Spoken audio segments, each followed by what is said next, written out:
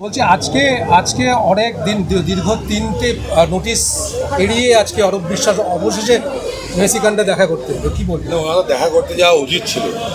মানে হাজার হাজার বাঙালি ফুটবল প্রেমীদের আবেগ নিয়ে উনি খেলেছেন এবং অরূপ স্বরূপ বেসিক্যালি যে ভাতৃসংঘ ক্লাবটা তো টালিগঞ্জে সবাই জানি। মেসির মেসো যে অরূপ বিশ্বাস না, এটা তো পশ্চিমবঙ্গ জানতো। তারপরে যেটা দেখেছে এটা অভাবনীয়। মানুষ টাকা দিয়ে টিকিট কেটে ফুটবলের সম্রাট রাজপুত্র মেসিকে দেখতে গেছিলো, মানে অরূপ বিশ্বাসকে দেখে এসছে। এবার মেসির টিম থেকে ওরা লেটার এসছে। Absolutely absurd. একজন ইন্টারন্যাশনাল ফুটবল আইকন, তাকে খামচে দিচ্ছে অরূপ বিশ্বাস, তাকে কোলে তুলে নিচ্ছে। এটা হাস্যকর। এটা কলকাতার নাম ইন্টারন্যাশনালি ম্যাগাজিনগুলো বেরিয়েছিল এবং সে বেরোনোর কারণ কোনো ভালো কারণে ছিল না, এই মেসি ক্যান্ডের জন্য ছিল। ভবিষ্যতে এই সরকার যদি থাকতো, কোনো ইন্টারন্যাশনাল সেলিব্রিটি আর পশ্চিমবঙ্গে আসতো না অন্তত। আজকে অরূপ বিশ্বাসকে এলওপি হিসেবে স্বীকৃতি দিল, সরি ঋতব্রত বন্দ্যোপাধ্যায়কে রাজ্যের বিরোধী দলনেতা বলে স্বীকৃতি দিল হাইকোর্ট। দেখুন, হাইকোর্ট হচ্ছে সাংবিধানিক মর্যাদা হিসাবে চলে, অ্যাজ পার কনস্টিটিউশন চলে, আর বিধানসভা ফ্লোরে নাম্বারস কথা বলে। ঋতব্রত বন্দ্যোপাধ্যায়ের সাথে নাম্বারস ছিল, তিনি ক্লেম করেছেন, মাননীয় স্পিকার মহাশয় সেটাকে অ্যাপ্রুভ করেছেন। তারপর একটা ফ্র্যাকশন হাইকোর্টে গিয়েছিল, যেতেই পারে, high court is open for everyone. হাইকোর্টে গিয়েছিল এবং হাইকোর্ট তাদের প্রেয়ার টার্ন ডাউন করে ডিক্লাইন করেছে। আমি আবার বললাম, ডেমোক্রেসিতে নাম্বারস কথা বলে। ঋতব্রত বাবুর কাছে নাম্বার ছিল, সেই has been elected as LOP. রাখছেন তৃণমূলের ফান্ড নিয়ে একটা জটিলতা তৈরি হয়েছে, ফান্ডটা কার কাছে যাবে? আমার তো মনে হয় তৃণমূলের ফান্ড ভাগ করে মানুষের কাছে দিয়ে দেওয়া উচিত।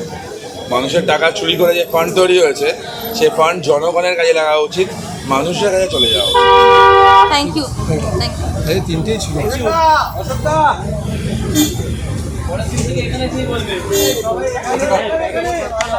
যোগা নিয়ে এই মুহূর্তে প্রশ্ন উঠছে যে নামাজ বন্ধ। হ্যাঁ, নামাজটা কি সরকারি প্রোগ্রাম ছিল? প্রশ্ন হচ্ছে, নামাজটা কি সরকারি প্রোগ্রাম ছিল? খিলাফত কমিটির প্রোগ্রাম ছিল, 1 নম্বর। 2 নম্বর, খিলাফত কমিটি বা ক্যালিফেট যেখান থেকে আছে, খিলাফত কমিটি কারা জানা উচিত। তো আপনারা জানেন কারা?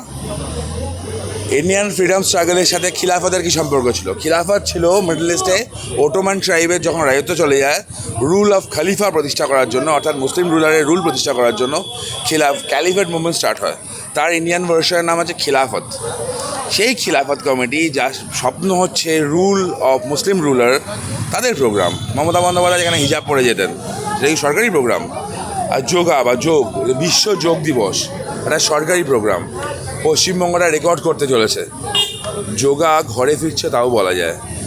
সেইখানে দাঁড়িয়ে একটা সুন্দর প্রোগ্রাম, এটা পশ্চিমবঙ্গের নাম ইন্টারন্যাশনাল ট্যুরিজমে আবার আসবে, ইন্টারন্যাশনালিভাবে চর্চায় আসবে, ফুটফল বাড়বে, বিজনেস বাড়বে।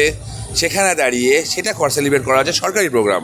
আবার বলছি, নামাজ পড়াটা সরকারি প্রোগ্রাম কিন্তু নয়। ঋতব্রত বন্দ্যোপাধ্যায়কে তো বিরোধী দলনেতা হিসেবে স্বীকৃতি দিল হাইকোর্ট। তাহলে নর্মাল ছিল, কারণ ঋতব্রত বন্দ্যোপাধ্যায়ের কাছে নাম্বারস আছে। In democracy number speaks.